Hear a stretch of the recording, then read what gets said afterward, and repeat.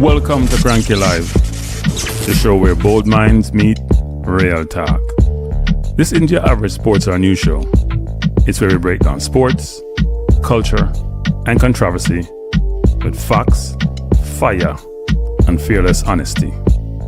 Here, truth cuts through the noise and hype gets exposed.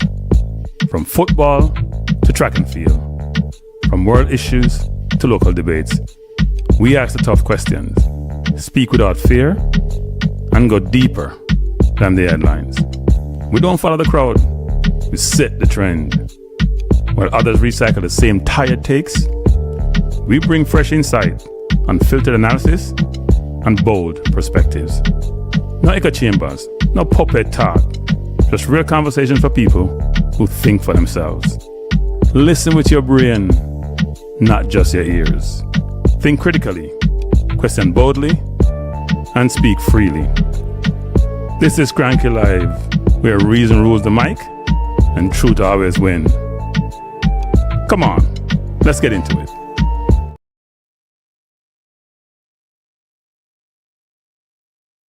Good night, good night, good night. Let me know if you can hear me out there in YouTube land. Good night, Odell, Nick Coy, James 9743. I guess that's a YouTube add-on, as they tell me. Let me know if you guys can hear me before I jump into this. Bless up, everybody.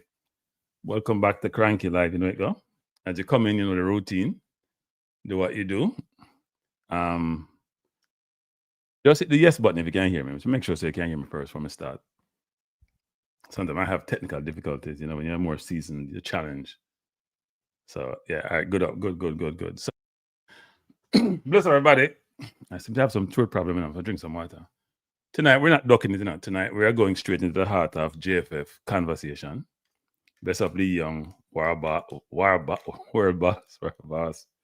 And we're going to the speech that was made by the JFF permanent interim GenSec. It has the longest running interim I've ever seen in a long time. And we're going to the speech that he made, which was captured by the Gleaner, the JFF newspaper.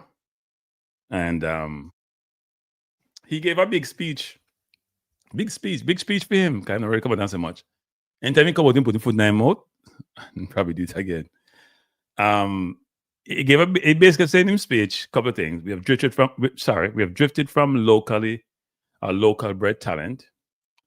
We need to believe in local players again. Our golden eras came when we trusted local born guys, not foreign magic. Again, our golden eras came when we trusted local born guys, not foreign magic. Now, depending on who you are, that might sound patriotic, you know. If you're up in the corner with them on them, you attack from the corner, that sounds patriotic, you know. Or if you reconsider, it may sound like a little polite way to blame diaspora players for Jamaica not automatically qualifying for the 2026 World Cup. So what we'll do tonight is we'll strip it down, people. You know, sometimes I say to myself, I'm not doing no more reggae boy show and JFF show because it exhausts. And just give you more ammunition and come like somebody we know in the US or around the country. Just keep feeding you ammunition. No matter what you do, you can't escape it. You have to come talk about it. So we'll break it down. Is the diaspora being used as a scapegoat, as I had in my thumbnail? What about the failure for a quota-based youth systems? How well did they do? What about the fact that our best club in Jamaica at this moment, the one that's the best in the Caribbean, supposedly, is only 66 in CONCACAF, and the supposed league, the big-time Jamaica league, where you source this talent from, is what, 10th in the region? I didn't know they had a league in the region. We talk about CONCACAF in the people. We're not talking about South America, you know. We talk about CONCACAF. 10th in CONCACAF. The JPL, the league where all this locally bred talent was come from, is 10th in the region. And let's peel the onion back. JFF come talking, so we have to deal with JFF. We have like a technical director. Our technical director now become the co-assistant coach for the under 20 and the coach for the under 17. Been with JFF since 99. He's technical director, and nothing get directed. No clear system of play, no style of play. Awful infrastructure in a lot of areas. Underprepared local players. Every coach talk about say when them come, the players them fast and them quick and them committed. A subtle way of saying they are not prepared to compete on a global basis. So we're talking about all of these people. So lock in, hit the like button, sit back. I encourage you to drink. I enough to drink. Nobody not drinking. Drink water and drink. I didn't drink non-juice because juice bad for you. And get ready. I go through it.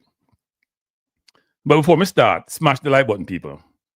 Let me say it help the so-called algorithm and more people watch the program. I may get more and more link in them. So my subscription I go up in one direction, which is a good thing. So I thank each and one of you who have subscribed. And I encourage other people to subscribe, especially people who love the ball. I'll talk about next things. Tomorrow night, I do a show on I'm doing a show tomorrow night with my co-host, ChatGPT, talking about AI. So come and watch a show there. And yeah, share the link, man. If you have WhatsApp group, share the link with the people who can watch the show. And if you're in Jamaica, indicate if you're in Jamaica in the diaspora, because when I look at the breakdown, more people in the diaspora watch me than people in Jamaica, actually. So I try to balance it out. Diaspora mean mainly the UK and mainly the US, actually. And now we have Jamaica, UK, Canada.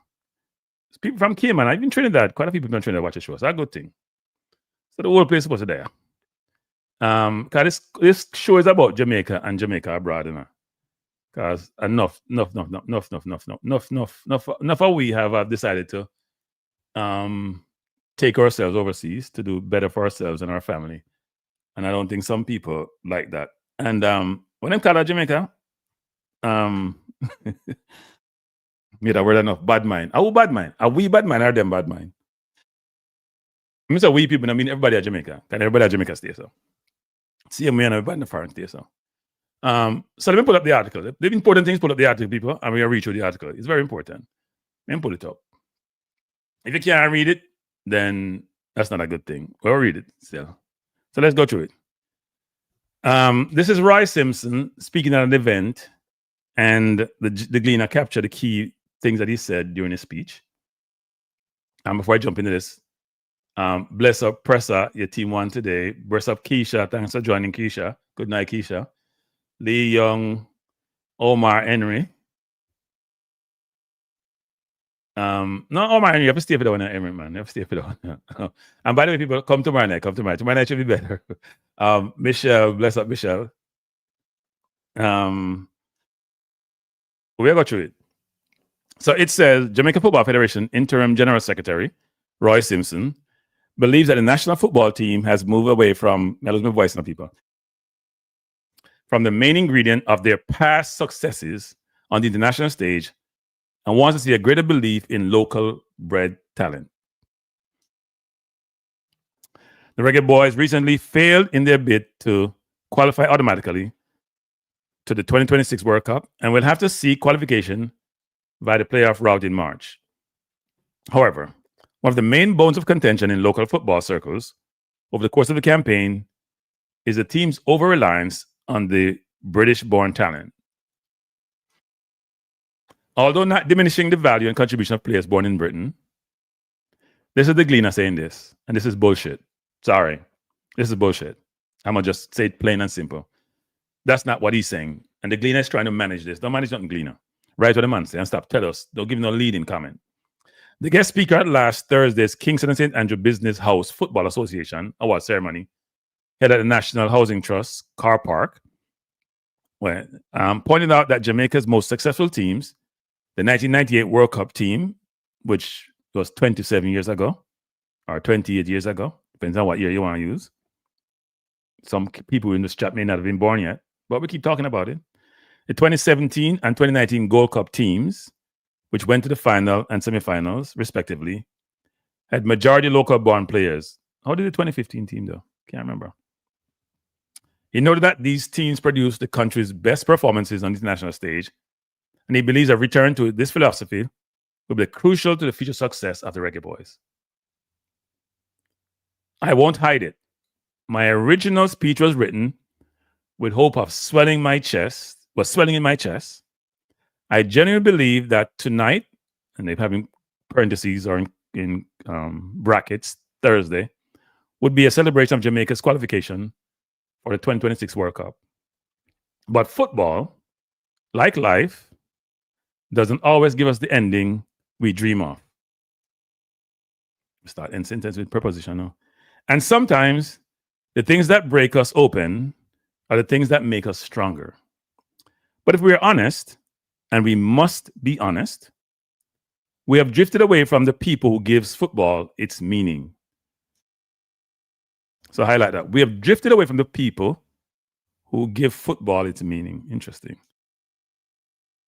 We ran a campaign where the people were not fully included. I'm not sure what people were talking about. What people give football? I don't think the people. What football give people its meaning? I'm confused. We ran a campaign where the people were not fully included. What people are we talking about? JFF people, the fans, the sponsors, local players. Who are we talking about? Some individuals around the movement place personal priorities ahead of the nation's interests. That's an interesting comment, people. Highlight that one there. Again, some individuals around the movement, I assume it means the movement to get to the World Cup, placed personal priorities ahead of the nation's interests. And when the people are not engaged, football loses its oxygen, he told the gathering. So we're going to highlight that one, the paragraph, the people guys are interested. We'll come back to it after we're done read. What worked in our golden eras, 98, 2011, the Gold Cup finals in 2015, and semifinals in 2017, the great moments that shaped our pride was not a foreign formula. It wasn't foreign voices. Wasn't shaped by the coach in 2015, but anyway, let's keep going. It wasn't foreign voices. It wasn't foreign magic. It was Jamaica. That means those voices, and each time I read through these people, the ways I'm stopping is we gotta try to link it to exactly what he's saying. Are the foreign voices the coaches who came in? Schaefer was foreign. Hoggins was foreign. John Wall was foreign. McLaren was foreign. Or is it the players? It was Jamaica. So are the players not Jamaican even though they're naturalized? It was community. It was unity, culture, and heart. Now, we hear the heart thing come out a lot of times, but we're going to touch upon all that. There are lessons we abandoned that we must reclaim. We once trusted a strong local core. We once involved communities in the mission. Sponsors once joined because they believe in the vision, not because we begged. Every stakeholder once had a seat at the table. Our greatest strength was never imported. Our greatest strength has always been our people, he commented. He pointed to track and field's example of how the national administration worked with local coaches and athletes to become the envy of the athletics world. Jamaica believed in Jamaicans. We trusted our own coaches, athletes, and systems, and the world now studies us. This is what happens when a nation believes in itself. Football must adopt this philosophy because no foreigner understands our humor, our struggle, our rhythm, our pain, our brilliance, or our defiance more than we do. Nevertheless, he maintains that the dream is not over and that they will go to the playoffs knowing they carry the hope of the nation with them. We did not get the result we wanted, but Jamaica is not a country that surrenders. Jamaica is a country that fights, rises, and believes again. Come March, trust me, we will rise. Football in Jamaica is spirit. It is pulse, breath, and player. It is identity, memory, and hope tightly woven into one. It's the beating of our heart. It's the beating heart of our people. As we prepare for March, we'll go forward with discipline. We'll go forward with unity. We'll go forward with humility and purpose because we know exactly who we serve. We play for Jamaica, represent Jamaica, and we carry the dreams of Jamaica, he said. A very, very interesting article. So let's break down the article. Before I do so, I'll look at some of the comments in the chat, but then I'll just give my spin and what I just read, which is really interesting. New Wave said foreign voices equal overseas bloggers. Cranky, that fool is so he's talking rubbish. Herman says some dudes too. We have not gotten back to the World Cup since '98, and the players have been our foundation. We can't build our outsiders. So when you locals and national, yeah.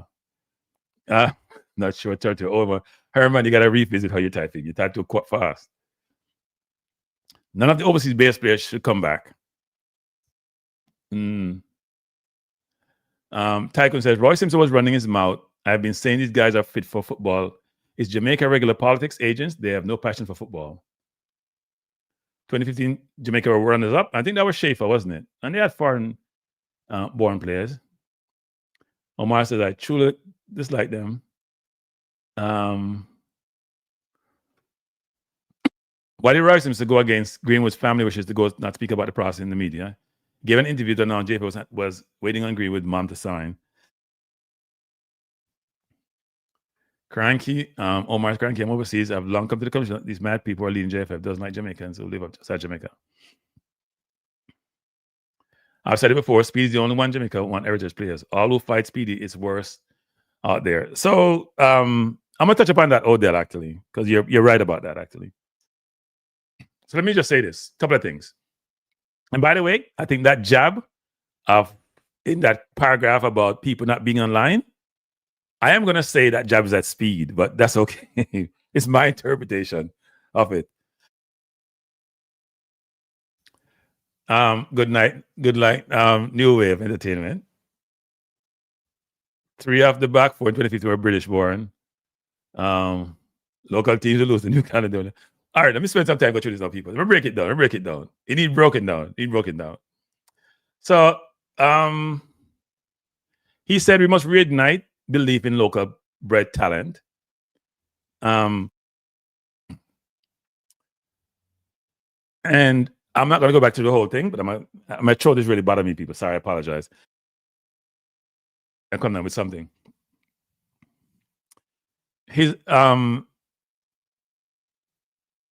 He talked about original speech written with hope, drift away from the people, what working our golden eras, 98, 2011, 2015, 2017. Our greatest strength was never imported. So like some trade thing, the track and field comparison. And he says, come March, we'll rise. Really interesting. At the face of it, if you're a local audience and you're xenophobic, it's a powerful speech. Well written. AI assisted, but it's well written. It's AI assisted. I know this. I can tell. I've had a conversation with some people in certain environment and see how they communicate. It's AI assisted, but that's okay. We all should leverage AI, and I do a lot actually in terms of what I do. So on the face of it, he's talking about pain. He's talking about community. He's talking about people. He's talking about almost like rising. What do you call it? Jesus rise. I believe not Jesus. We shouldn't talk about that, but rising from the dead. You rise in March. I hope you rise above Congo, but you rise in March. But there are 2 big themes from the speech. Okay, when you look at these things, you look at what the themes are. The 2 big themes are this. He admit there were internal issues. People putting themselves in over the country people. I wonder who that person is and the people were. He said people put themselves over the country. And I had a discussion with a friend of mine today who thought was the most significant thing of the article was that. I was more focused on the diaspora players being made a scapegoat. 2 things. So 1 is, there's internal issues. And 2 is, he strongly suggests the solution is to tell, I use the term that means Jamaica. Tell diaspora them, play them for go and go back to local bred, local poor model. He might tell diaspora play them for go. The Jamaican team for go, meaning vamos, not here, bye-bye, we don't want to know. That's what I'm hearing. Go back to locally bred. When you put that second part in context of all the talk we have had about too many British-born players, too many diaspora players, the message is clear. We hear it from the former great Alan Skilco before he passed away. We hear it from Whitmore. We hear it from Juridini. We hear it from Maverick. We hear it from people who call into the Look a Sharp Man program. We hear it constantly from those who are in football in Jamaica. Right? So let's do this properly. Let's start by being fair to Roy in the context of this, where he's right and where those things fall apart. Because he says some things which may be right. And we go through it. We'll try to be unbiased as possible. He said we drifted away from people. On that, I agree. The communication of the JFF has been poor. No, let me go in the direction.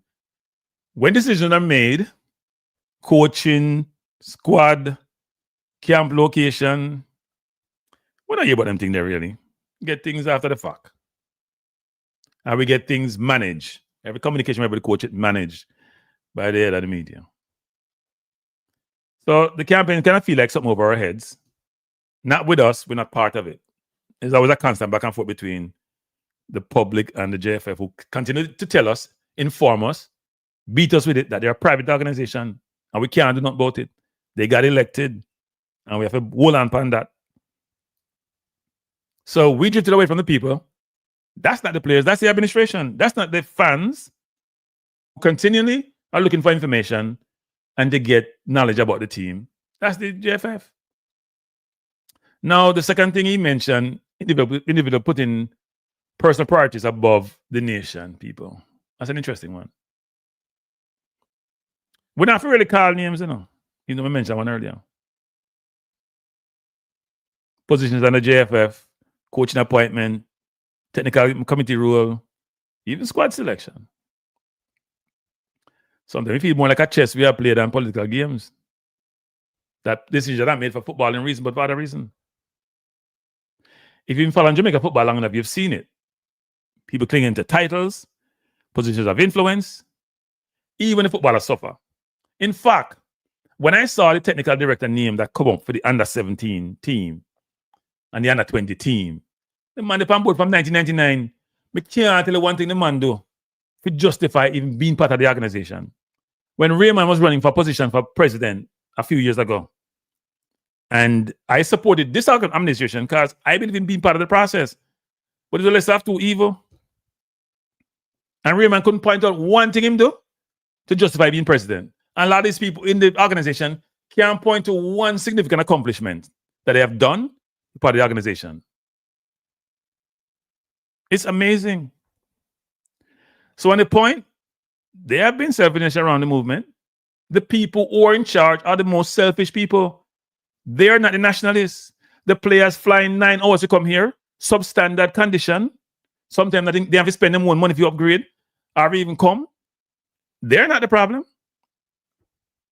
The problem are the people who can't count really well, who can't generate income, who spend the money or they want to spend it, who then complain, who broke, around the federation broke, who's recruiting, have no recruiting strategy. But we get through all of that, people, because we have to talk about it.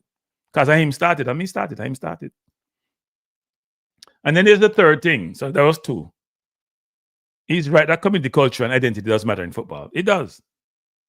Football is one of those disciplines where people are passionate about it. But football is not just tactics and information and formations. It's about vibes, connection with fans, the pride of representing your community. Part of your community, local club communities. So I understand the concept or the idea about, well, we can't connect with these players. But what have you done, JFF, to connect those players with the community? Every time you put up a bull, because I'm not JFF, when I saw advertisement for the finals against Curacao, appear locally based born players. Nothing about a diaspora player. They try to keep the diaspora player on the side. They no matter. It's only going to be locally born players. And then they expect, anytime things go bad, then blame the diaspora player.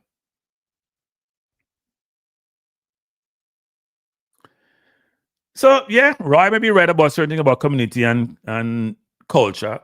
Everybody talk about them things there. But at the end of the day, if the players were good enough locally, they could compete. But when you start connecting our past success to locally born majority, then man start rub man. That's what we need to talk. Don't disagree with the whole culture thing and community thing, The vibes thing work. But when I look at Arsenal team, there are very few locally born academy players in the team, I mean, you're not Arsenal fan, I say, boy, if the players good enough, them shouldn't be there. If they're not good enough, they need to go. Even locally born players. And you can equate the club to the country. Because the country is very unique in terms of migration patterns and what that entails and what that means for a given country, where migration to us is like walking and talking. So let's fact check the local golden era he talks about. Let's start with France 98. Right point to the team that is being used as the gold standard, the constant reference to it. And if you ask a casual fan, they say, yeah, that was a local reggae boys team. Pure yardman upon it. But if you look at the facts, that's not exactly the case, Simpson, Hall, and Burton were heart of the team. From them coming, things changed. Those people protest that and say we're in 5th position, we weren't last. They came in and made a big difference. And even when we got to World Cup, the coach say, you know what? The most of the money we have them not good enough. I'll not run off on a mouth about, oh, the team was this and they trained together and they went to Brazil and went to Mexico. And when you get to the World Cup, you say, you know what? I need more players. The team I have is not good enough. Marcus Gill came in. Darrell Paulo came in. Frank Sinclair came in. Robert Earl come in earlier but got injured. So this concept that the overseas born players didn't help in 98, it's a flawed perspective. Fraud. Of course, you had local players. You had Whitmore and Dixon and Lowe and Andy Lowe and Walter Boyd and others. You had locally born players. Right? Peter Cargill. Was Lowe there? I can't remember none of Lowe in there. But Cargill was there. Bibi Gardner was there. Right? But the point is, 98 was not a locally only team. Yes, most of the players were local, but the supplement of English-born players, which is where we saw the first influx of England players, added value to the team. I was in Washington, D.C. when Burton scored that goal that drew 1-1 in the U.S. Nobody even talks that Burton was foreign or Burton was local. So if you were to think about 98 team, was it just purely local? And that's 28 years ago, people. We have made progress since then. Fast forward to 2015 World Cup final. Didn't we have the Wes Morgan and the Hectors of the world in that team? Didn't we have diaspora players? We went to play against the Uruguays of the world. Didn't we have diaspora players? Was Wes Morgan, who played for Leicester City and won the Premier League, was one of the key players? Was it all locally born players? We had MLS-based players. We had local developed players. We had overseas born players. So when Roy is selling this idea about a golden era and most local born players, I'm not buying it. And why does this really matter, people? Well, you want to rewrite history. Jamaica has a constitution which basically says that if you're a Jamaican citizen, you're entitled to all rights and citizens bestowed upon a citizen. So are we saying the coaches who come in are picking overseas born players instead of locally born because they are favoring the overseas born players and they just are against locally born players? The key in all of this, and I'm going to go to more stats. The key in all of this is, which is what I see with the JFF, they lack accountability. They never take responsibility for any failure at all. They always pass in the box. And we'll get to the under 20, because I always talk with the under 20 24/7. What they try to do, when something goes wrong, then come and cover it up and then point them finger. And they're the administration. They make decisions on coaches. They make decisions on players. They make decisions on sponsors. They make all the decisions that affect the team materially. And when things go wrong, unlike a responsible leader, unlike a responsible adult, they act like 5-year-old. They point the finger. Let's flip to recent success. Let's say forget about them 2015, 98 recent success. I thought we went to the Nations League.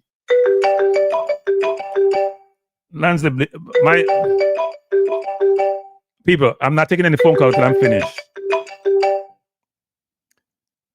I'm not taking any phone calls till I finish, people. Let me finish the thing first. Take the Nations League run, where Jamaica reached the Final Four and could have beaten the US and should have beaten the US. And frankly, I was at the game. It was I'm calling a Jamaican, say buck up goal, where they go ricocheted off Burke's head, unfortunately. As would have been in the final. And who knows what may have happened. We Panama in the semifinal, the goal scored by a diaspora player. Go look at the starting 11. Andre Blake was there. Lambakisa was there. Bobby Reed. A bunch of local players were there. Right? Bunch of local players were there. CFAS was there. It was a mixture of players. And the team is never only overseas born players or never only locally born players. When we completed the last World Cup game against Curacao, I think we had 8 overseas born players starting and 3 locally born. When the game finished, the entire forward line was locally born players. The game finished with about 6 locally born players. Cephas was on the left, Whisper was on the right, Dixon at 10, Nicholson up front, with Reed in the back, along with Blake. We had 6 locally born players and 5. When the game done, you don't look at the born players, not get no pressure. No responsibility for losing. The team that went to the Nations League final beat good opposition. The team that played in the Gold Cup maybe 3 years ago with Antonio and Bailey and Gray, along with other players, that team was a mixed team again and did really well.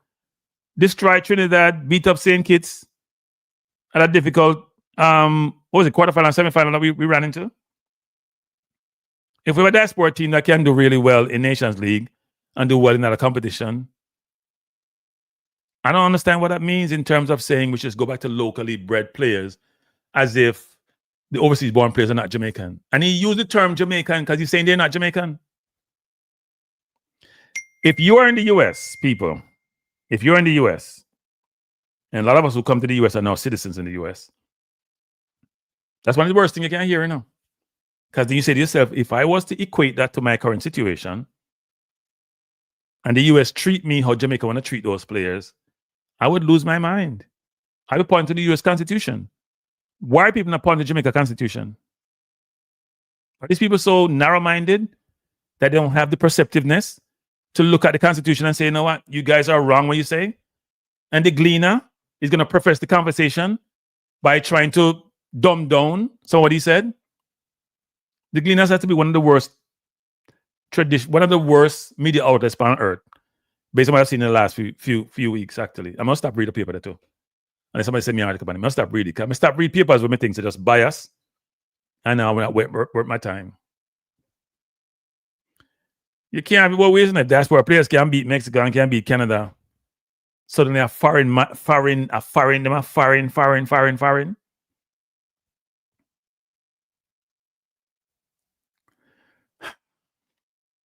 Now let's go to the real issue, people. Let's go to the real issue. Let's talk football. If Raw is right, that trusting locally bred players is the golden key, then the one era where that approach has been used the most should be shining. Should be great. Under 17, under 20, Olympic squad. If Raw is right, that locally bred what it is, last year, people, the under 17 had a number of US born players on it, but didn't have no English born player, maybe one or so. Didn't make the World Cup, even when this region tried as best as possible to put anybody in the World Cup, then couldn't make the World Cup. The under 20 team, people, the under 20 team, which I've talked about almost every single show, so almost tired of hearing it. They rejected 14 UK born players, and they went to play in a tournament and got 15 love. They should be posted everywhere. That is a local bred thing that we have developed. Do we dominate CONCACAF youth tournaments? Do we win anything outside of the Caribbean? Anything outside the Caribbean with locally born players? The answer is resoundingly no. We don't want no under 17, we don't want 20 with locally born players. In the last 15, 16 years, apart from we go World Cup, when we go World Cup, under 17 team, we not do none since. We not win no game outside of CONCACAF. We not beat up no team in a CONCACAF. We not win no competition. We not go no finals. When you get scored 0 goal and 15 score against you, a joke thing.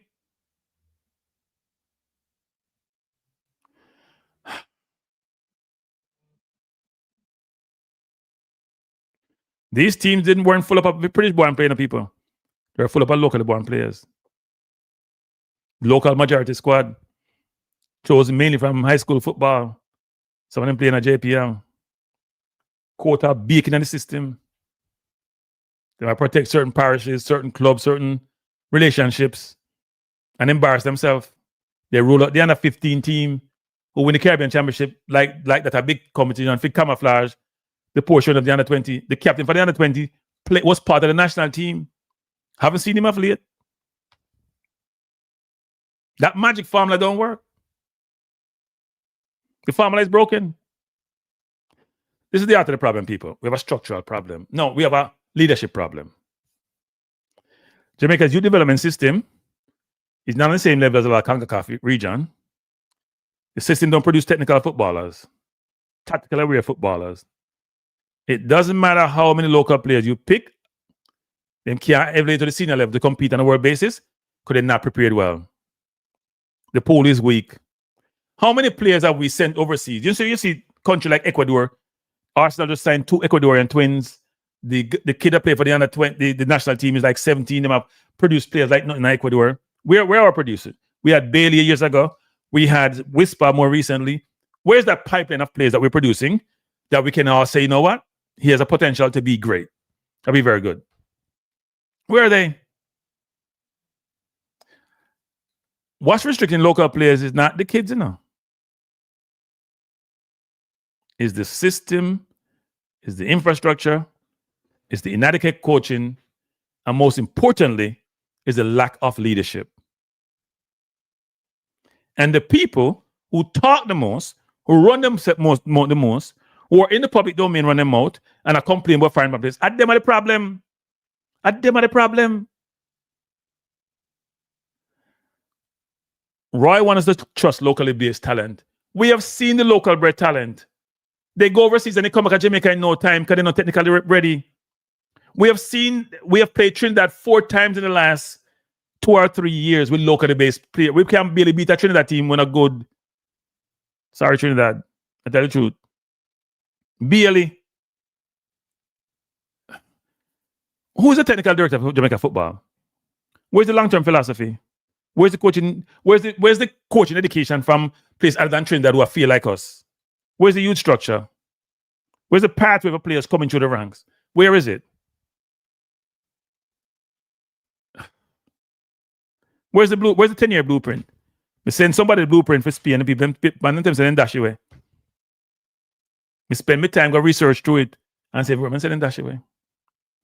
Coaches come and go, players come and go, sponsors come and go, fans come and go. The only constant is the JFF leadership team. The only constant.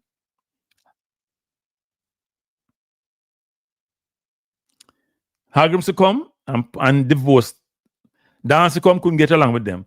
Hargreaves to come divorce them. Even McLaren come fire them. Everybody fire them because they can't work with them. The players are technically challenged because they're not being coached well. There's no structure. There is no well-informed structure to help the players. No clear system of play. Kick and run football where I play.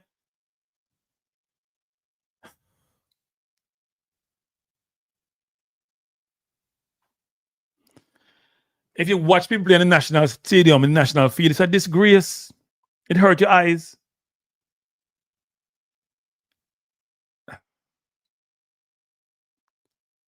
So when are these local players going to get to the point where they are at a level where they can compete? Let me give some stats, people. Let me get some stats. Let me pull up something here. Because me and look on something today. It come out.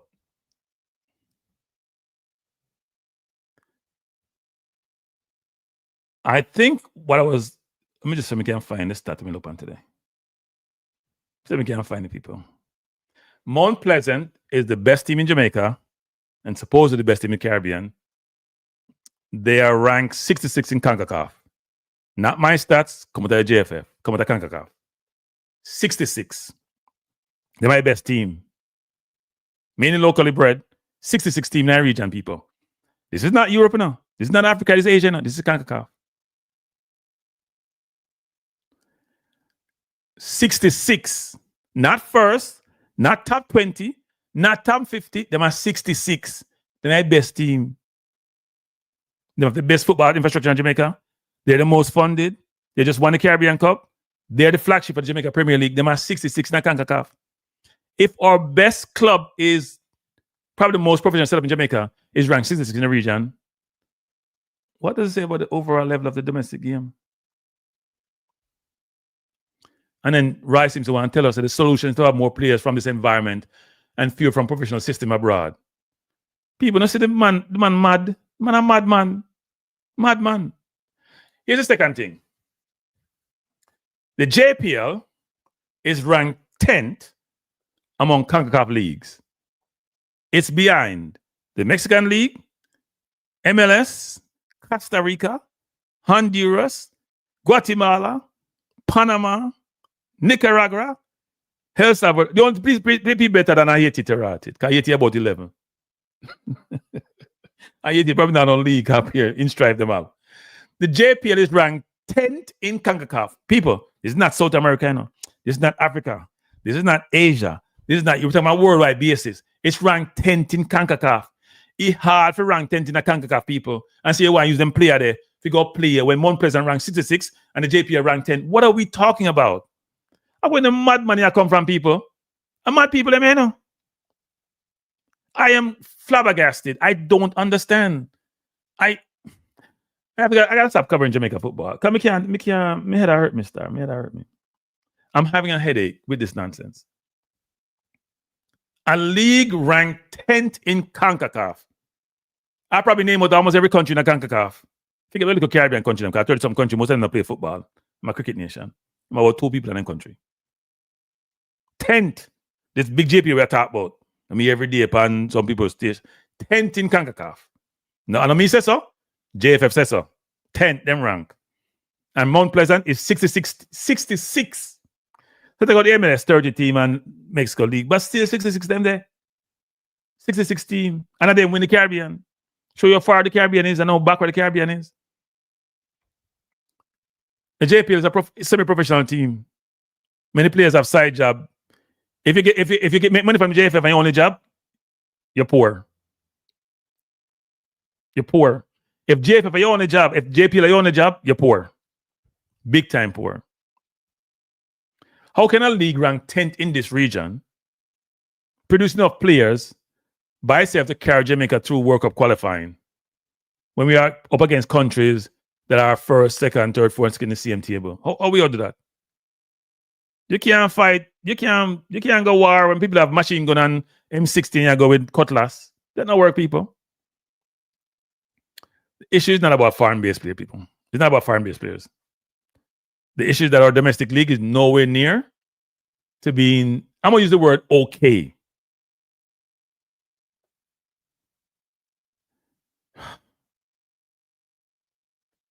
How the JPL can be an engine of developing players for a World Cup is beyond me.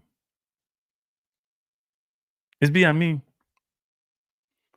Now, Roy went to the place where we know him going on. That him always going on, compared to track and field. And it's always get applause in Jamaica. Yes, we are great in track and field. We have done really well. We coach our own people. We stop with US colleges. It's wonderful. We have champs, probably the best high school competition in the world. Yes, we have gone and established clubs. Yes, we have coaches with global reputation. All that is true. And yes, I'm sure big time I had to go Jamaica study, but we have been running well since 1940s. Forget about just having coaches. And we've been running. Arthur Wint and Rodin and McKinley were winning 400 meters in 1940s and 4x4. We come down to Daniel Quarry in the 70s. We had the Atties in the 80s and 90s. We've always produced great athletes without a coaching infrastructure because track and field is an individual event. It's not a team event. You don't have to have the best infrastructure, even though today with nutrition and all them things that is important. We've always produced great athletes. The Burt Camerons of the world, we've produced great athletes, even without great coaches and great infrastructure? How much great football have we produced? How many great footballers have we produced? Because the technical component of it and the requirements are different. The analogy doesn't work.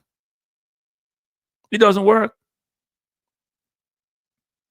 Many of the athletes I've talked about who come like in the 70s, 80s, and 90s, train in the US, work with foreign coaches and foreign agents, compete in European circuits. It's a different construct. So when you use track and field as the analogy, I have always said this, which is it's important to want to be self-sufficient. But when you don't know how to be self-sufficient, it's a problem. The people in the seats in Jamaica running the JFF, I'm going to use Jamaican term, them don't know what they do.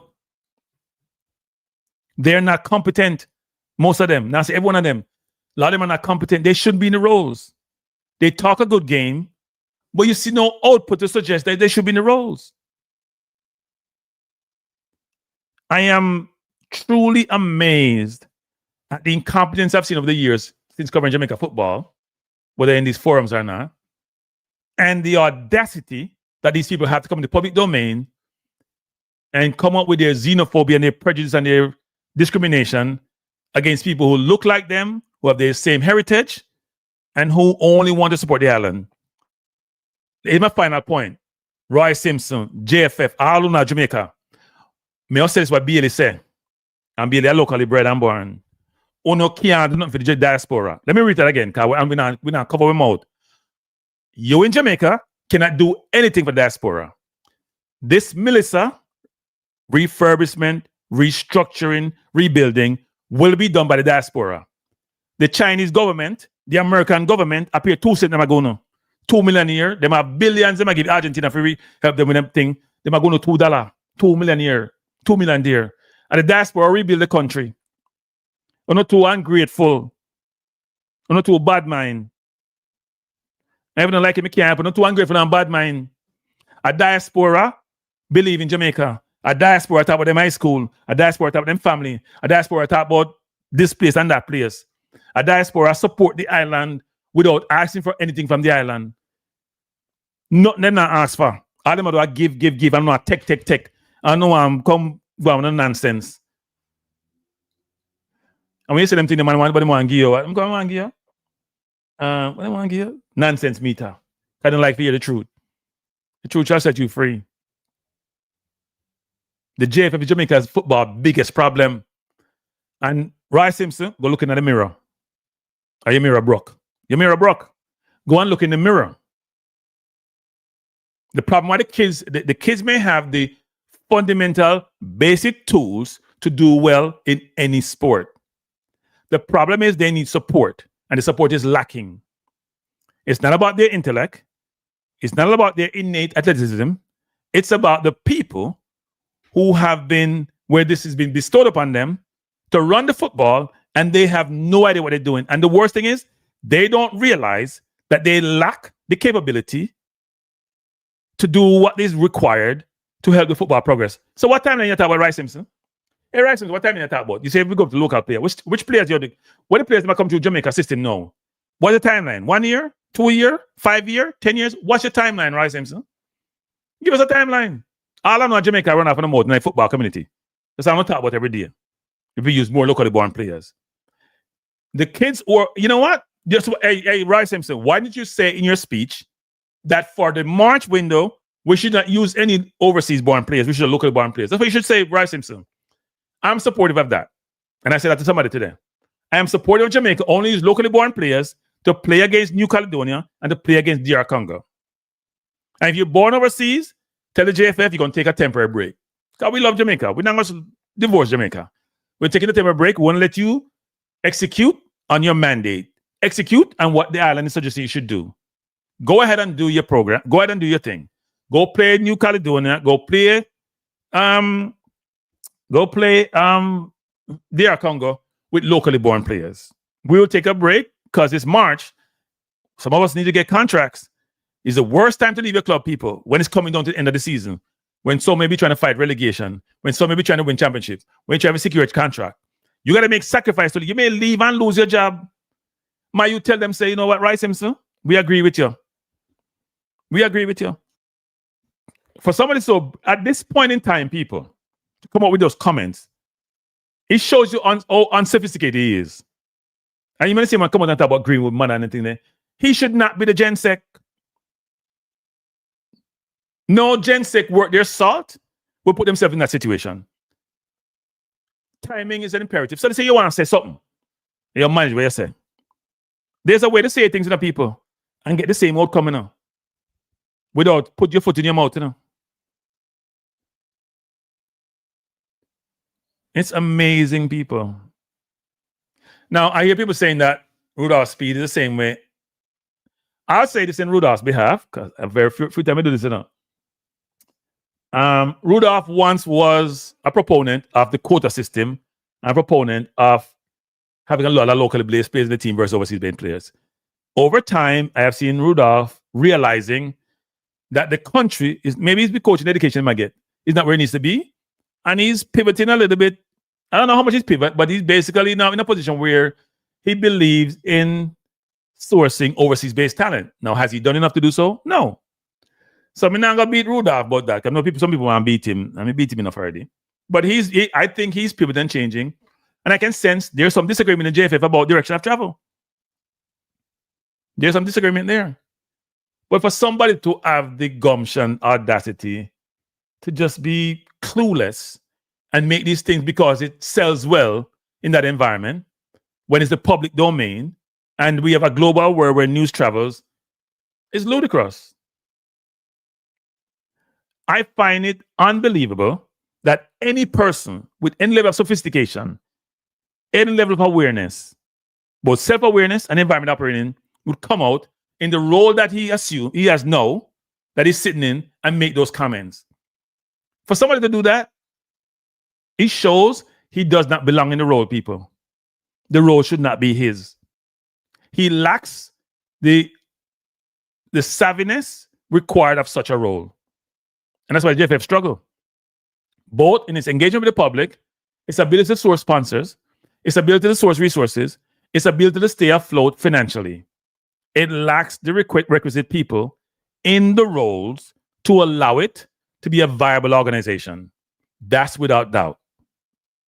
And it's very disappointing to read these things on a continuous basis coming from executives in the organization who have been there for a long time. And the JFF lack leadership at the president's level. Love the president as a person, can't take in leadership style. Doesn't work for me. As they told us, you know, I'm going to say we can't, as I'm saying in Jamaica, we can't do nothing. Because we run things, we get elected, we have an oligopoly, we have about 50-something people, we control them. So we are running this thing, because FIFA, the corrupt organization as FIFA, make sure that them then can't get touched. So we can be up on the outside, but them can't stop it from talking, and we are running them out. And when we see injustice, we'll call it out.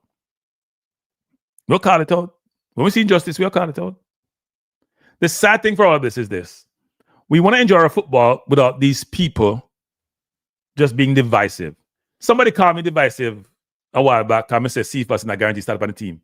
You want to see divisiveness? And I bet the little shot man don't call up on the program tomorrow. Because little shot man agree with them nonsense here. And he call me divisive. The little shot man running sports explosion program, but he not call us out tomorrow on the program. Because he agree with it. He agree with it. All the man Jamaica agree with it.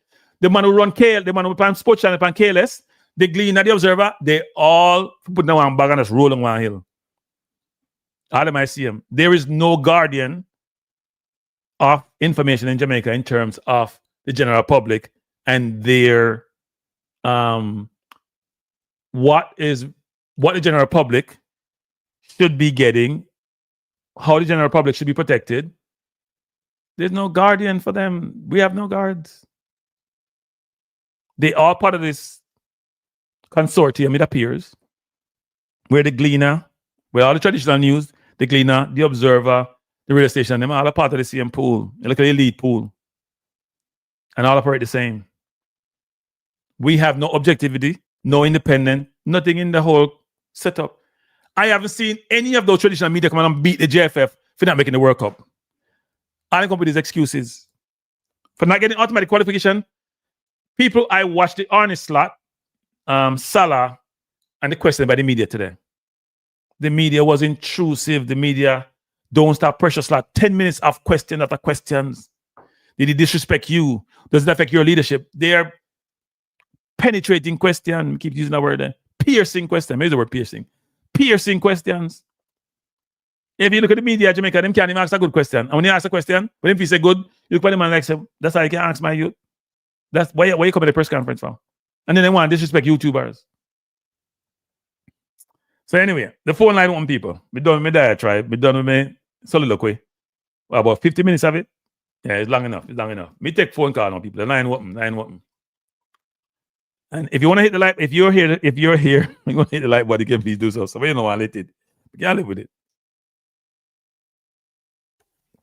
I can't call the number of people who want to call in if you have anything to say. Kevin, come to call me now. I'll close on the program now. We don't send me office already.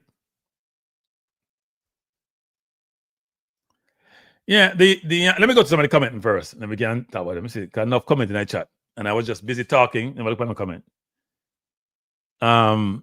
Jay Money said they don't want diaspora influence. These same people have been in control, are locally born, are failures. No one has a competent thing never noting that. Yeah, I'm not saying they are failures, but they haven't achieved the level they want to. And the bad thing, a lot of the locally born players, if you go at Cephas and Dixon and Nicholson, they're not get playing time from the team. That's part of the problem, you know. If you're not playing games on a regular basis, or if you go down match and play a game. In fact, the whole team, whether it's Pinnock or Russell, even Rico Henry get more game time. Most of the players them not getting a portion of game time. They're not getting on game time. So Jamaica struggle. Sometimes not even the players can't play football. They're not getting on game time. You can't replicate game in a practice. Andre says, I hope Speed pick an all local team for the remainder of the qualifier so we can easily see how we are. Yeah, I think Rudolph not going to do that, but I think Rudolph should.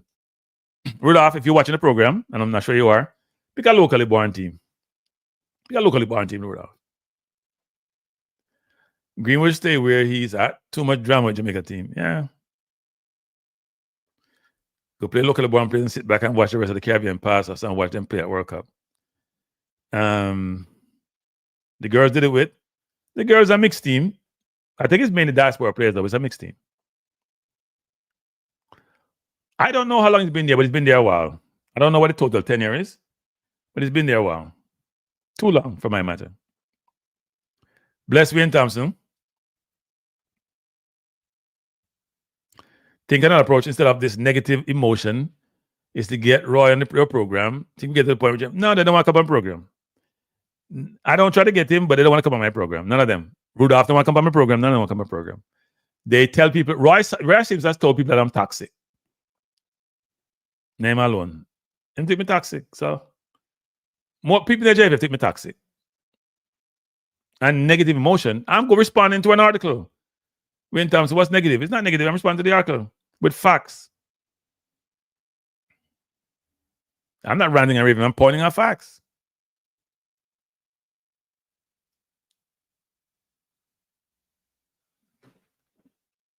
I'm trying to pick up this comment.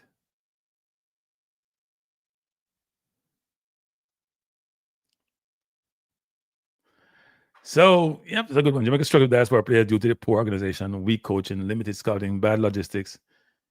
Yeah, all of the above, all of the above. We've talked about it ad nauseum.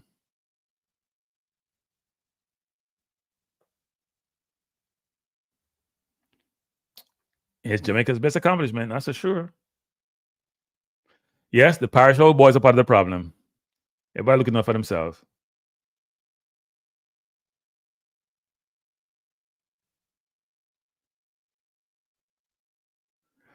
Yeah, look, I mean, I have no problem with people trying to sell players. In fact, if you look at the Ecuador setup, where Independiente is the primary club in Ecuador, that's their whole strategy. They scour the island for talent. They get the best talent. They groom them.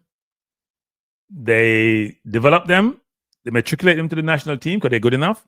Ecuador has been doing well because of Independiente. And they sell them on. We're buying a twin from Ecuador for, I think it's over £20 million. And I'm sure they have sell-on clauses. They've been selling the Caicedos of the world, the Incapes of the world.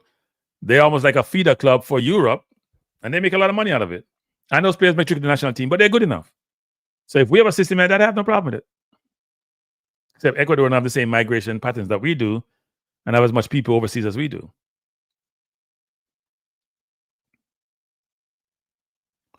What else? That is true. That is true. Well, I don't want to say Trinidad. Trinidad pass us. But Trinidad is changing their laws to allow them to recruit people from their grandfather, not just first generation. We failed using diaspora players, and we are going to ignore that fact. Well, the team is not all diaspora players, is it? Good night. Good evening, Cranky. I do all the talking by yourself, my friend. Yeah. You know, some love talk anyway. So anyway, but go on. Yeah, that's true. I think the article was very decisive. It was just a cost rift between diaspora players and local players. So that's what I look at the article. But you know what is true, Frankie? How are we surprised by this mindset? We're not surprised. You know, we're not surprised because if let's go back to the last game that was played. When the game was being organized, they said they want everybody to wear yellow. Right. They couldn't even get a consistent. They couldn't say everybody show up in them home jersey because the people back home are not spending the money to buy the jersey. The JFF cannot even organize a store in Jamaica to sell the jersey them on a regular basis, so they can go to this and say, listen, we can guarantee you that Jamaican population is buying this amount of jersey locally, right? Yeah. So from a business standpoint, this is a poorly run organization. So if this organization is poorly run, how do we expect good to come from it? No, we don't.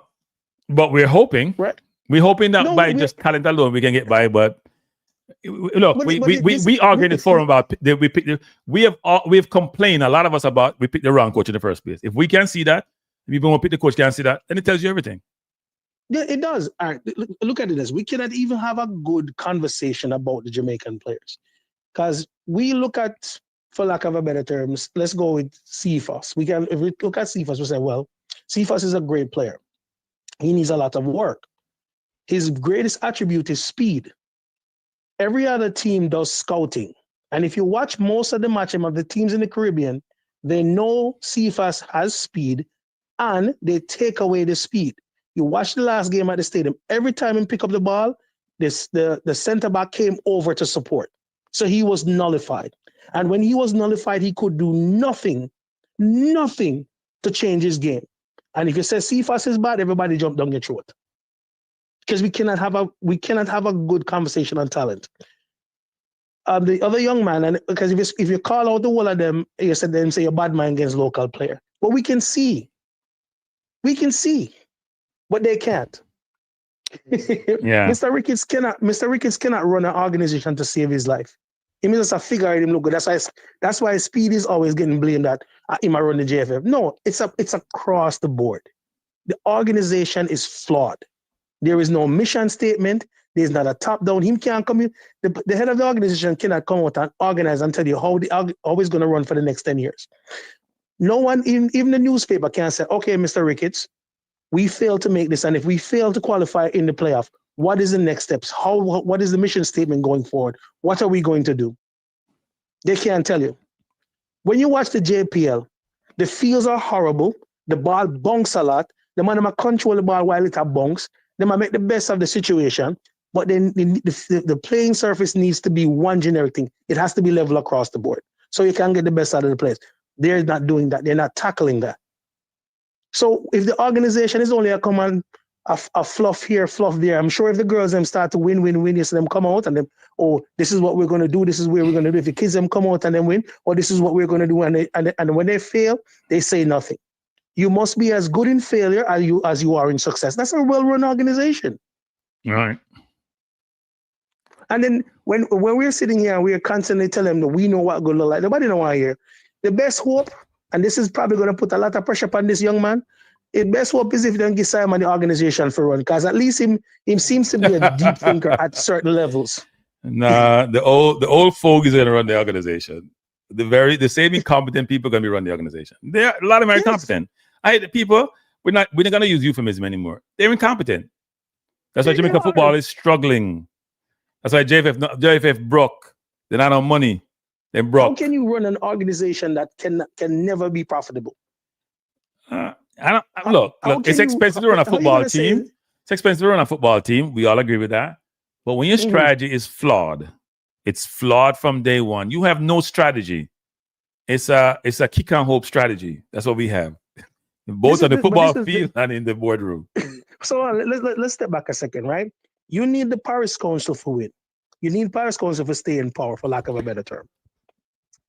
And out of the whole organization, the one that brings in the most money is the senior men's team. And when the senior men's team is winning, like they did under Al Grimson, you had money that trickled down the line to all the kids. Why was we try to balance the team at the senior level?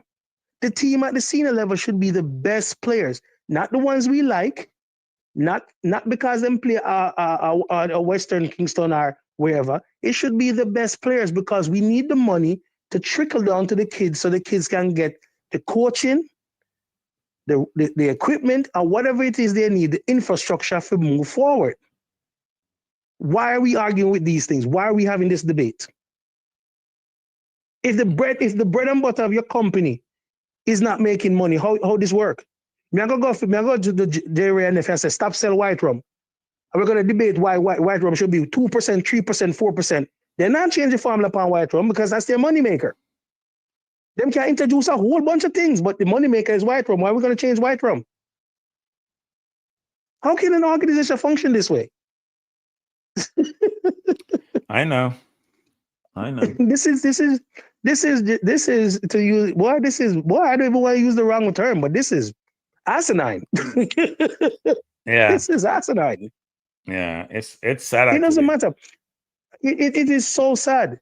And maybe, and I know, I have this feeling Mr. Speed is not going to pick a bunch of local players because he wants to look good.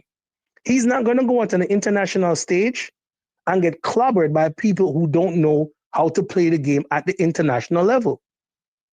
We can sit there and we can argue back and forth every single day about which player is supposed to be good, who can chop a man, who have heart not play a football game. So wait, so, one second. Let me just ask a question though. Let's just think about this. So Roy Simpson is saying we're going to make the World Cup in March. Against who? No. He said we're going to make the World Cup in March. He's very confident, it seems. And then he's saying we need to go back local. Does he mean local in March or local afterwards? And if you think we're going to make the World Cup with overseas born players, why should they play? Like, you see the man don't have no sense? And his timing is atrocious. Cranky, you remember when time Mr. Man they leave, I'm telling you, the man when I put in a position, no sense. It's not new. Me not expect no better from him. Me not expect no better from him. All you can get from a hog is a grunt. Me think me not expect anything better from him. Yeah, it's not a good look. It's not a good look, people. It's not a good look. It's not a good. How is it that we're still having the same conversation about 1998? Jamaicans seem to live in the rear view mirror. We're still talking about 1998. When you watch the video, it's in choppy. It's not even in high def. Are we still talking about that era? We're not talking about all the other World Cups that we missed in between then. And the reason why we have missed these World Cups is because we have never picked a team based upon merit. The coaches who want to pick the teams and seem to favor more overseas player, we get rid of them. And then we put Tapa in there. And Tapa don't like midfielder. And Tapa don't like foreign-based players. Do you think the team, all right, they're talking about us going to the finals against the US. When we beat the US in 2015 to go to the finals, you know, all of them players that was in the MLS. And after those, a year after that, the Americans said them no want no more player from the MLS to play for them national team.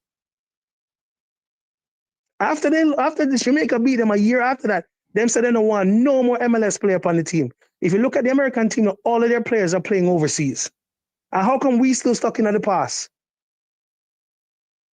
The information is out there, my friends. Why don't we take 15 minutes to look at it? We are going to bounce against another failed business. Trinidad is a failed business. We're going to bounce against Trinidad. That's a failed business. Haiti is in turmoil. That's why we cannot get the best teams out of Haiti. But they can make a World Cup. They're not questioning their players. And a lot of their players are diaspora players. Overseas. Suriname is overseas. Suriname players are coming from overseas. So when you bought them up a Gold Cup, next 2 years, and the whole of them player from overseas, where you think I'll get one of the local players them? Look how hard it was for to beat Trinidad. Oh, now watch the same game? As a country, are we watching the same game? Maybe my TV are going at slow motion. I mean, I see the game. Yeah. The team was it Curacao players? Where are they coming from? Overseas. The whole you didn't have to play America, you didn't have to play Mexico, you didn't have to play Canada. All of them players play overseas. So at the rate where we are going now, with local players, not knocking them, they're good, they're going to work at it. We're probably the 11th best team when it comes to it, because everybody's players are playing overseas. Panama is going to restock. Costa Rica is going to restock.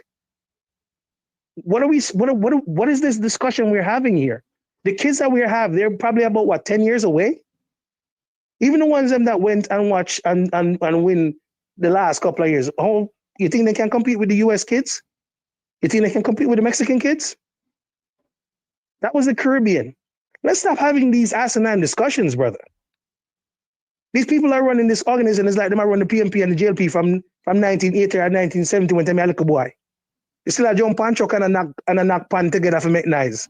Really? This is wild. Yeah, so we have to deal with the football. But I appreciate the call, sir. I appreciate the call, sir. No, sir.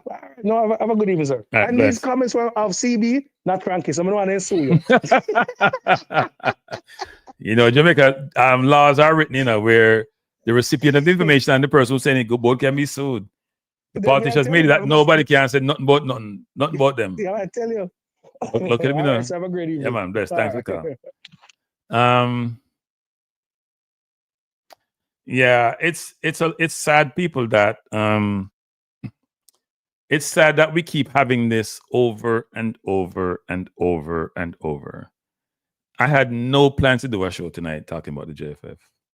But then people blew up my phone. They're like, you have to do a show. Hey, people, text me. I get to know people. I didn't even see the Glean, I think. I'm busy today. I try to prepare for my show tomorrow. The AI show. By the way, 8 p.m. tomorrow, I'm going to do a show on AI. So they come join me. AI is my co-host for the show. So myself and AI are going to do the show, not me alone. Over against AI to come to my system. But it's disappointing when it's an official member of the JFF saying the things that were in the Gleaner today. To me, it's incomprehensible that we can have that. Disappointing, incomprehensible, poor judgment. But we shouldn't be surprised. It's a constant thing we have seen from the JFF. And it looks like they have no... Here's the thing, people. When you have organizations, sometimes, some people have the latitude to go out and talk to the public. But in a lot of instances, for major companies, they will have you liaise with what they call their compliance department, legal department, or their media department to make sure they're not going to say anything to get the company in trouble or to cast aspersion on the company. The JFF don't seem to have those mitigating controls in place. Because to allow somebody to go out in the public domain, write a speech like that, say it at a point where you're between qualifying dates, and I'm sure you get a standing ovation and rousing applause for the locals, if the information can be contained within the confinement of that space, and not realizing, or maybe realizing, maybe want to send a message that is one of the most divisive speech I have ever read. It's one of the most asinine speech I've ever read. It's a speech where you read it and you decipher it. You realize that it's meant for a local audience, most of whom may have the same perspective, and most of whom lack realism, lack reality, don't understand what's happening. All the coaches who have come to Jamaica, whether it's Hodgkinson, whether it's John Waldman McLaren, all say the same thing. Players can run fast. Players are enthusiasm. Players lack technical ability, which is an imperative that one needs in today's footballing world. They are not track athletes, people. They are football players. The inability to realize this, the inability to understand, to take the pulse of the environment, to understand how things are, is astonishing, actually. And the timing could not be worse. The timing could not be worse. How does anybody with any modicum of sense could, at this point, where Jamaica is struggling to get to compete for a World Cup space, and he's the general secretary. One second, CC. General secretary is the second highest position in any football organization. For the person to come up with these divisive comment is amazing. Go ahead, CC. Yeah, that's the CEO of any federation. Yeah, it's the CEO. Yeah. Well, I won't say the CEO. You can't call the president the CEO. You want to say one of the CM. You can't call him. Possibly it depends on how you think, because in a lot of companies, president and CEO are the same people, right? It depends on how you want it. Yeah, it depends on. A lot of non-American companies have two people, one chairman and one president or CEO. But in this case, the person is there running everything behind the scenes. Everything behind the scenes are run apart from being the presidential role. And the man come up with things. Yeah. Go ahead, CC. The floor is yours. Granky. Yeah, this feel like, say, the World Cup dream is slipping away, and possibly some of these people are them last chance, them last opportunity at something like this. So, Granky, if you look online and you look and say 9 million US slipping away, you're not gonna start unravel. Well, I mean, you're supposed to be, if you're a leader, when things are going bad, you have to be that person with the strength and with the awareness and the knowledge to realize what's required to keep the ship afloat. You can't be the one destroying the ship. You can't be the one destroying the ship. Frankie, me hear the statement and I'm like, the 2006 World Cup qualifying squad. I don't know if you did the research, Frankie, but I know, were there more than 5 diasporan players on that team? Which one? The 2005, 2006 World Cup qualifying. I don't think so. I can't remember, but I don't think so. I think Campbell Rice is one. Yeah. I don't even you know, it's my fault. I need to go get the list of players for all of these World Cup qualifying period and bring them, actually. Yes. Yeah, I need to go get that. I should have come with that. Because we have people out here that talk things, and people just gobbling it up. Because I think this campaign probably have the most we have ever had as heritage players, if you want to say. Because they have so much all the while. Remember, Joby McKinnon came here in 2002 and never came back till 2012. No, people don't know that. Say again, CC. Joby McKinnon came here when he was 21, 22. Right. And he didn't come back here till he was 32. Yeah. Oh, that makes sense. Well, look, the JFF is the main problem, people. The leadership is the problem. It's not the players. When Leon Bailey they come out and say, people say if JFF kick a ball. But here we are now. That means that some of the things the players are saying about not getting stranded at the airport, them this and luggage jacket. Remember though, but Kanke, this man was also the general manager, team manager, all of them things there. He's been there a while. It's been there a while. How long has he been? You know how long he's been there, CC? How long has he been there? No, some don't know. But the last person to come out and say these things is him. The last person. The last person for say them thing. JPL now have no street. Who's streaming JPL? But CC, you know he's around the team, right? How do you go around the players afterwards as a leader? It's not like me, and it's not like a person like me who may criticize the players, but I'm just a YouTuber who is remote from them. He goes around them. When the president goes, he's there all the time. He's there. The GenSec is there a lot of times. He was like a manager in the team, and now he's the permanent interim GenSec, if you know what that means. How does he go around the UK-born players going forward? Listen. So we're creating these animosities between the leadership and the players and expect to get good production out of the players. Somewhat counterintuitive, actually. Look at the players, right? Morel can't stop scoring since in going back. Can't stop score. Right? And Demarai Gray can't stop scoring since in going back. And if you remember Demarai Gray, they had the window where I think Whisper came in for him. He did post something on him Instagram. You know? I think he may take it off after. And me I say, the player them not comfortable when they come play with Jamaica. Cranky.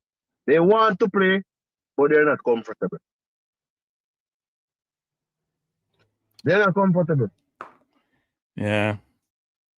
Because I think them should stay them yard. Stay them yard. Look at it. Oh, me is a better player than you, right? Oh, am I a better player than you, Cranky? And you are moving me out of my position to accommodate the lesser player. Yep. And this is no slight and see for you know. But when them forward back, them feel in position. Unless me say them here coming from a kicking toe for Birmingham. Yeah. So me hear some people up in arms say Salah on the bench for Liverpool. But them up in arms say Demarai Gray has been ousted out of his spot to accommodate Sifa.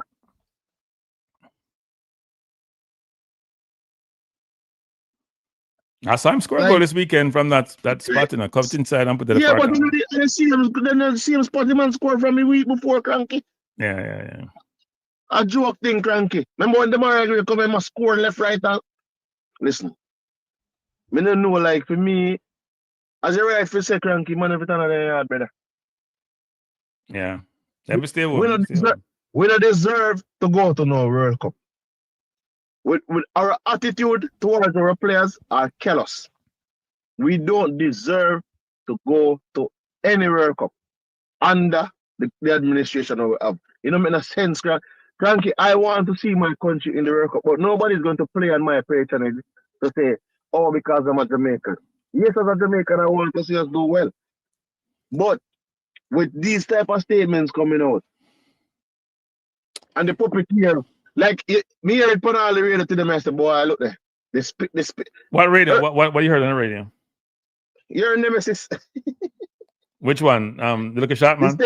The statement from the acting GenSec. Oh, he commented on that?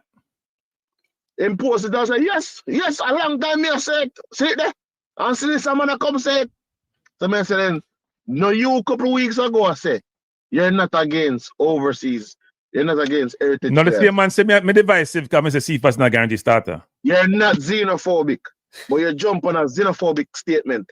Because this is a straight up xenophobic statement, you know? Straight up, you know? Yeah. Even if you want to say, oh, the squad that qualified 98 was made up of XYZ. Yeah, it was made up of XYZ. What the team that beat us and qualified for the World Cup is made up of 99.9999% heritage players. That is Curacao. They look a shot man who run Sports Explosion. They look a shot man, Joker. But in a Curacao, with this guy named Tai Chang, and he never played with none at all. His services wasn't even required to get rid of us. Yeah. So Curacao history can come. What Curacao go come say? Curacao go come tell us and 99% of diaspora got them to the World Cup. It should not be, Cranky, a diaspora versus local. It should not be. But the argument about diaspora versus locals, it not stem from the fans, you know. You know, stem from the people, you know, cranky. It stem from the federation. Because here's a guy from the federation coming out and saying this. And several other people who are involved in football locally. It has stemmed from them, cranky. Not the people. Because the people them can clearly see if a man have talent or a man not. We there so I said Tribon to them for inner side. We are a couple of them man. But we understand say if you look, the likes of forget the likes of some of the players that I see the name come up.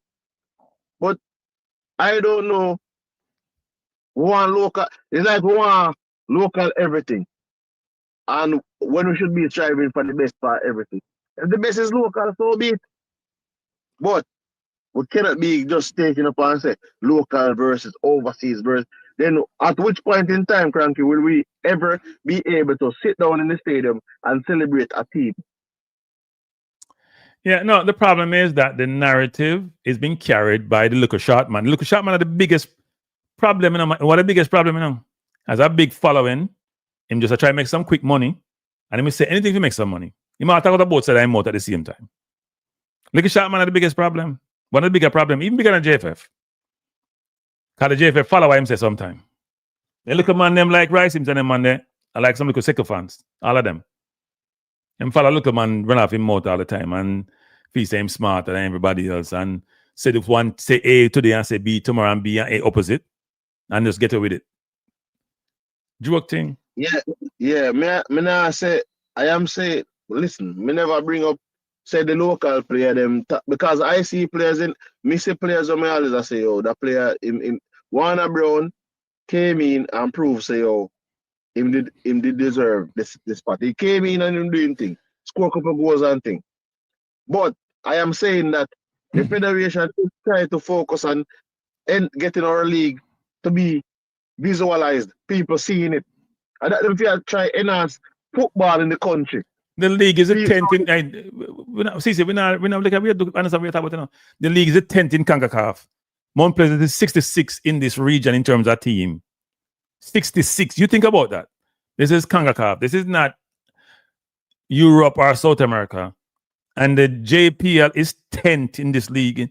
Them behind Guatemala, them behind Honduras. The only people that are behind is Haiti because Haiti don't really have no league.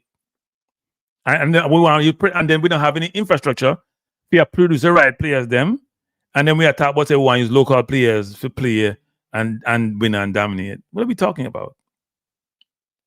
And I mean, hear people like Simon is come talk about for those locally based players, like him who in Brazil, when him a Brazilian, them now he's not locally based players. Them is locally born players that are not really export that much.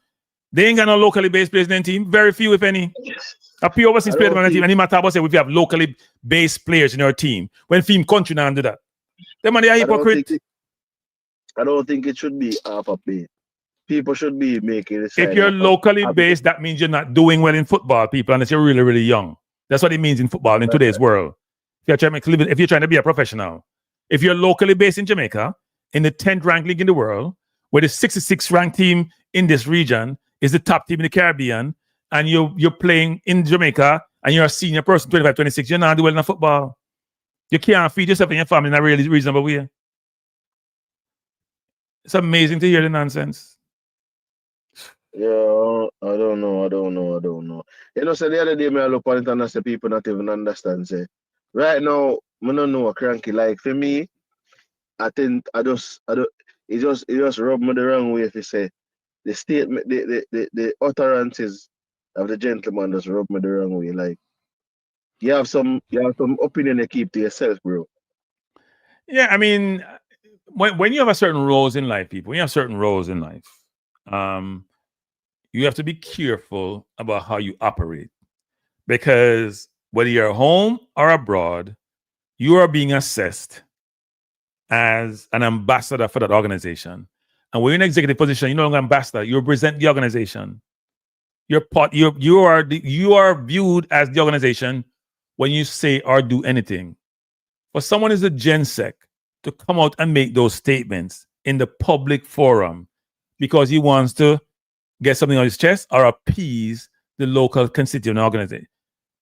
It is totally being oblivious to what your role is, what your organization represent and how you should operate in that role.